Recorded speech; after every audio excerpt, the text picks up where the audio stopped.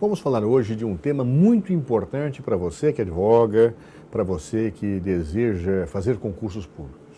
É o tema contratos administrativos. Às vezes é um tema que as pessoas se perdem um pouco na hora de estudo. Sabem por quê? Porque a maior parte das pessoas está acostumada a lidar com contratos do mundo privado. E quando vão tratar de contratos do mundo público, desconhecem realidades, se confundem e às vezes até se surpreendem. Por isso é necessário falarmos bastante e termos bem presente a teoria geral dos chamados contratos administrativos. Vamos às suas ideias básicas. A primeira ideia básica que eu posso dizer é que uma coisa são contratos que são firmados no mundo público, outra coisa são contratos que são firmados no mundo privado.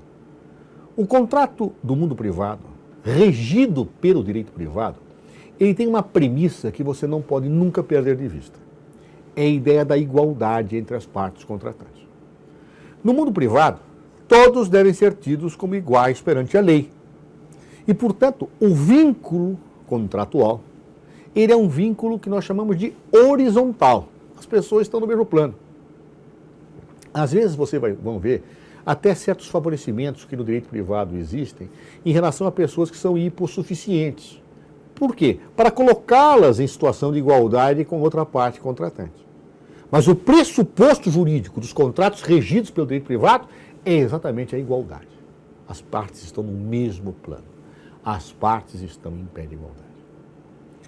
É exatamente o oposto quando falamos de contratos regidos pelo direito público, quando falamos de contratos que têm o regime próprio do direito administrativo. Por quê? Vamos pensar.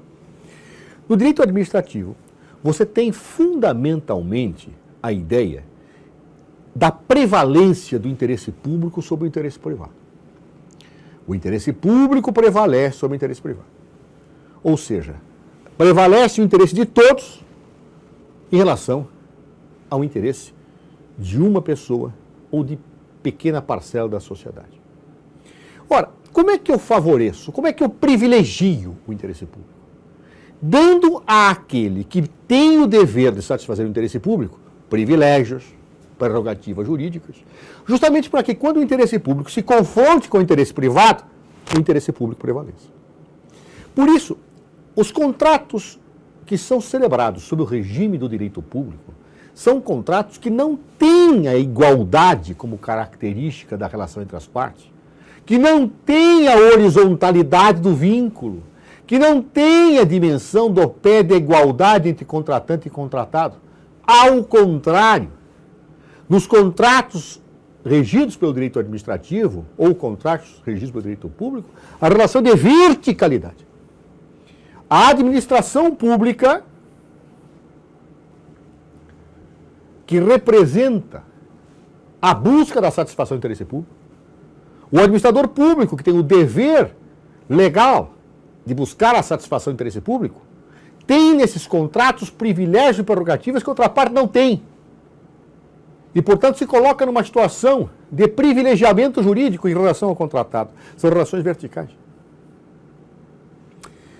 Note-se, portanto, contrato regido pelo direito privado, pressuposto jurídico e igualdade entre as partes. Contrato regido pelo direito público ou pelo direito administrativo, pressuposto, desequilíbrio. Relação vertical entre a administração contratante e o particular contratado. É claro que nós podemos ter os órgãos administrativos, na medida em que são submetidos pela lei e devem atuar de acordo com a lei, praticando dois tipos de contratos. Às vezes, a administração pública celebra contratos regidos pelo direito público.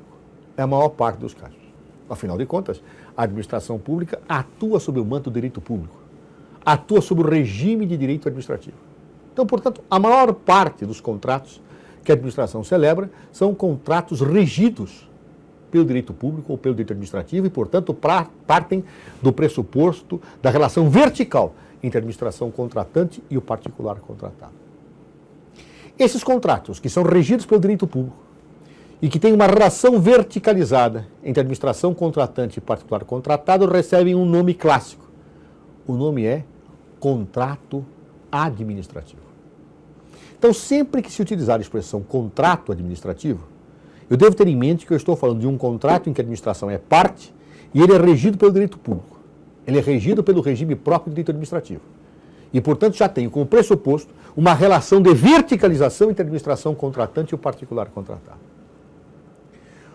Ocorre, porém, que, por vezes, por força da lei, a administração pública celebra contratos como se fosse uma pessoa privada, sob o regime de direito privado. Quando isto acontece, eu obviamente não terei um contrato administrativo, porque a essência do regime jurídico deste contrato, em que a administração comparece despida dos privilégios, das prerrogativas próprias do mundo público, é uma essência do mundo privado. Esses contratos que a administração pública celebra sob regime de direito privado têm um nome, portanto. E o nome é contratos da administração predominantemente regidos pelo direito privado. Portanto, quando a administração pública celebra um contrato, eu tenho um contrato da administração pública. Se ela o celebra, como faz na maior parte das vezes, sob o regime de direito público, esse contrato recebe o nome de contrato administrativo. Se, porém, por força de lei, a administração comparece despida de privilégios e prerrogativas, celebra este contrato sob as mesmas regras que uma pessoa privada celebra, e, portanto, um contrato marcado por uma horizontalidade jurídica, eu tenho aqui um contrato da administração predominantemente regido pelo direito privado. Em síntese, os contratos que a administração celebra, os chamados contratos de administração, têm duas espécies: os contratos administrativos e os contratos de administração predominantemente regidos pelo direito privado. Hoje eu quero me concentrar nos contratos administrativos. Claro, esses contratos que são regidos pelo direito público, esses contratos que têm um regime de verticalidade. Quais são os privilégios e prerrogativas que a administração pública possui nesses contratos administrativos? Qual é a tônica do regime jurídico que dá esse desequilíbrio? Vejam, essa distinção entre contratos administrativos e contratos regidos pelo direito privado remonta ao direito francês. É no direito francês que nós vamos encontrar as raízes e que, portanto, raízes que permitem dar uma teoria geral dos chamados contratos administrativos. E, normalmente, nessa teoria geral, se diz que as prerrogativas que a administração pública tem nesses contratos administrativos são as seguintes. Primeira prerrogativa: a possibilidade de modificar unilateralmente o contrato. Repito, possibilidade de modificar unilateralmente o contrato. Isto é impensável no mundo privado. Pacta sunt servanda. Contrato é lei entre as partes. No mundo privado, sem o consentimento da outra parte, eu não posso mudar as regras do contrato. Pois no mundo público pode, de acordo com a teoria geral dos contratos administrativos. A administração pública pode modificar unilateralmente cláusulas do contrato, independentemente da concordância do contratado. Claro que há limites para isto. A lei vai estabelecer limitações, mas o estabelecer de limitações não retira o poder. Dentro de limites, a administração pode modificar unilateralmente cláusulas do contrato administrativo, independentemente da concordância do contratado. Esta é a primeira característica, a primeira prerrogativa que a administração pública tem nesses contratos. Segunda prerrogativa: a administração pode rescindir unilateralmente os contratos administrativos. Isto pode ocorrer em casos de inadimplência do contratado, isto é, quando ele não cumpre com o pactuado, ou em casos em que a administração avalie como sendo de conveniência e oportunidade para o interesse público. Ou seja, quando o contratado é inadimplente, ou quando a administração avalia que não é mais conveniente e oportuno manter o contrato administrativo, ela pode, por um ato unilateral, rescindir. E o contratado não pode obstar esta possibilidade. Claro que isto foge muito ao que nós temos no direito privado. Não se pode imaginar que no mundo privado uma pessoa, após pactuar um contrato, diga: não me é mais conveniente e oportuno manter este vínculo e, portanto, está rescindido. Não. O contrato é lei entre as partes. Um contrato pactuado só pode ser desfeito se as duas partes quiserem no mundo privado. pois no mundo público não é assim. No mundo público, só se pode pensar uma relação contratual dentro da verticalidade. E por isso a administração pública, quando entender que um contrato não é mais conveniente, não é mais oportuno ao interesse público, ou quando o contratado não é adimplente, quando não cumpre com o pactuado, ela pode, por uma decisão unilateral, rescindir o ajuste. Terceira prerrogativa da administração pública nesses contratos. A administração, como regra, há limites, mas como regra, não pode ter arguída contra si a exceção dos contratos não cumpridos. Todos vocês já ouviram falar da exceção dos contratos não cumpridos, a chamada exceptio non adimpleti contractus. O que é isso? Quando alguém firma um contrato, se uma das partes não cumpre o que pactuou, a outra fala, bem, deixo de cumprir a minha. Você não cumpriu a sua parte, para de cumprir a minha. Quando alguém se recusa a cumprir a sua parte contratual em decorrência do inadimplemento da outra parte, ele está arguindo contra aquela parte que não cumpriu as suas obrigações, a exceção do contrato não cumprido. Exceptio non adimpleti contractus. Ou seja, a parte diz, não cumpriu? Não cumpra a minha. Isto é corrente, é regra nos contratos de direito privado, mas não nos contratos administrativos. Dentro de limites, se afirma que mesmo que a administração seja inadimplente, mesmo que a administração não cumpra com o pactuado, o contratado privado não pode arguir contra a administração pública inadimplente, à exceção do contrato não cumprido.